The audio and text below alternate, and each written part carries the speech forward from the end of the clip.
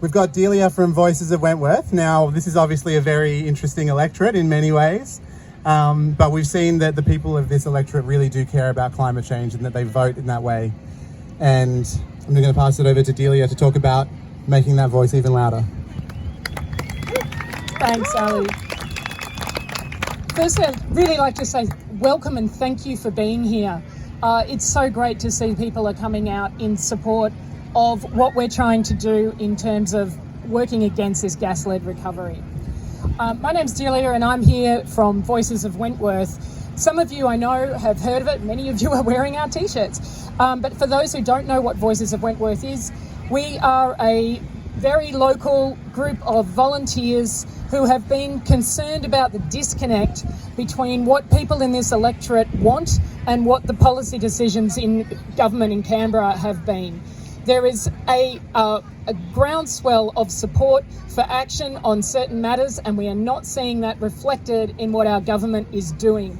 So concerned people locally have got together and decided we're going to take inspiration from the movements that occurred in Indi and in Warringah, and we're going to make our own community movement to try to make our voices heard on issues that clearly the majority of people in this electorate support.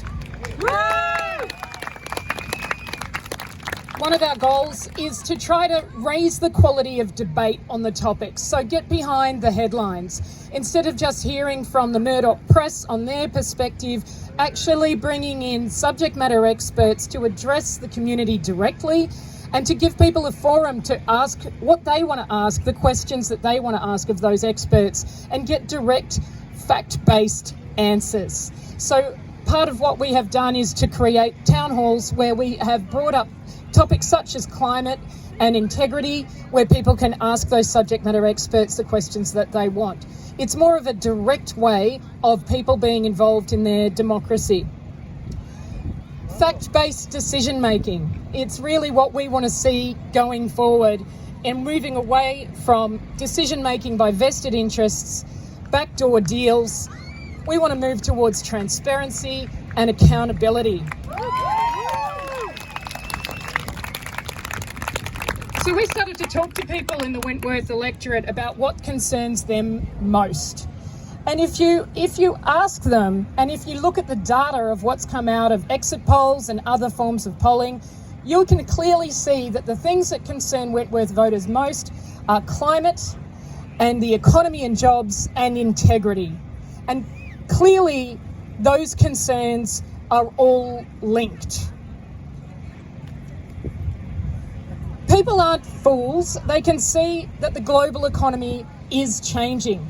They can see that the future economic welfare of the country and their ability for their kids to get a job, the ability for their businesses to grow, is dependent on transitioning from fossil fuels to renewables. And yet the government has put forward the concept, and it is only a concept, of a gas-led recovery. So what is it? And the short answer is we actually don't know. As Malcolm Turnbull said, thanks Malcolm, on Q&A, it's a slogan, not a plan. There is no written plan. There are only hints dropped in the occasional media conference and a leaked draft report from the secret deliberations of the COVID Commission. So what has been hinted at so far that the government wants to do? They apparently want to spend $6 billion of taxpayer money to build a pipeline from WA to the East Coast. They want to create incentives for corporate entities to engage in more gas exploration, perhaps to encourage more foreign investment to drill for gas off our very coast right here in the electorate of Wentworth, which is the issue with, you may have heard of it, the PEP 11 proposal to drill off here, where the profits from that will be going to offshore entities at the expense of our local marine environment. They have threatened to build a gas-fired power station in the Hunter Valley at taxpayer expense on the vague threat of unless private interests step up to fill what they say is 1,000 megawatt shortfall in baseline power.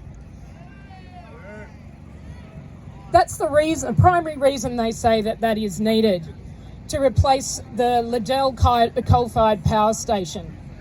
They claim that the pipeline will bring down gas prices, but neither of these arguments is actually borne out by the facts. The Australian Energy Market Operator has said that the actual shortfall from the Liddell closure is a fraction of what has been claimed by the government, and that there is already approved and in train 3,000 megalitres of battery capacity that will be multiple times more of the baseload power that is going to be missing by closing that coal-fired power station. That's been announced in the last 6 months. That's just been completely ignored by the government. The government's own leaked report from the COVID Commission shows that its plan will not reduce gas prices. It has no economic benefit.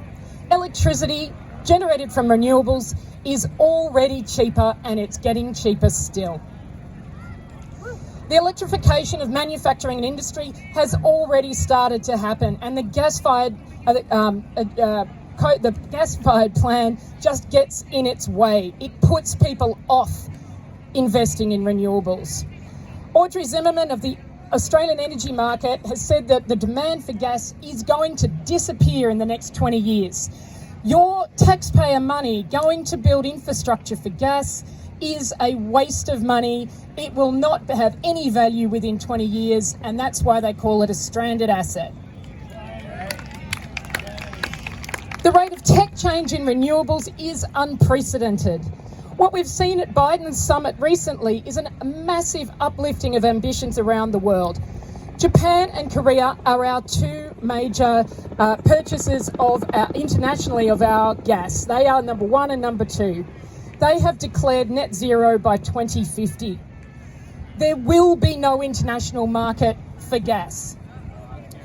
The policy framework around the world is also changing, and Australia may soon face international tariffs on its exported goods because of its lack of climate action. The gas-led recovery just makes that more likely. So our trade partners are moving away from fossil fuels. We need to jump into what they're moving towards, which is renewables. We have the capital, we have the technology, we have the smarts and the willingness to become an international exporter of renewables, an international renewables superpower. We have a once-in-a-lifetime opportunity to build a better future, both economically and for our climate.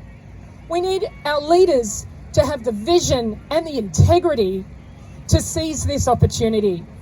But to make that happen, we need our community to put pressure on the decision makers to make that change.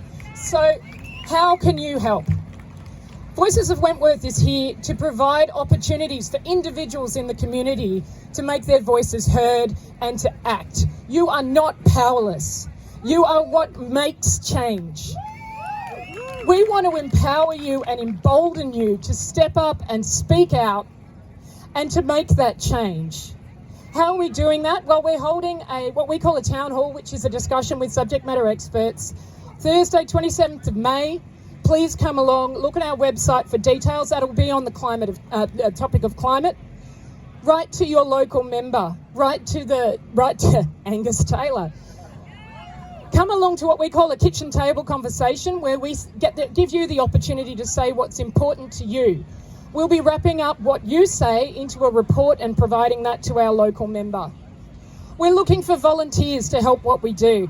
Even if all you do is wear a Voices t-shirt around during your normal life around Wentworth, that's going to help. That's going to raise awareness, because people will look it up and they'll see what we're trying to achieve.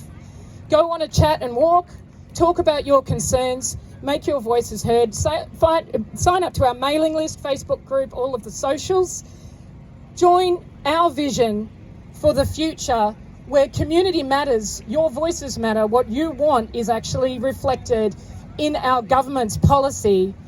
Fund our future, not gas. Thanks very much, Delia. And another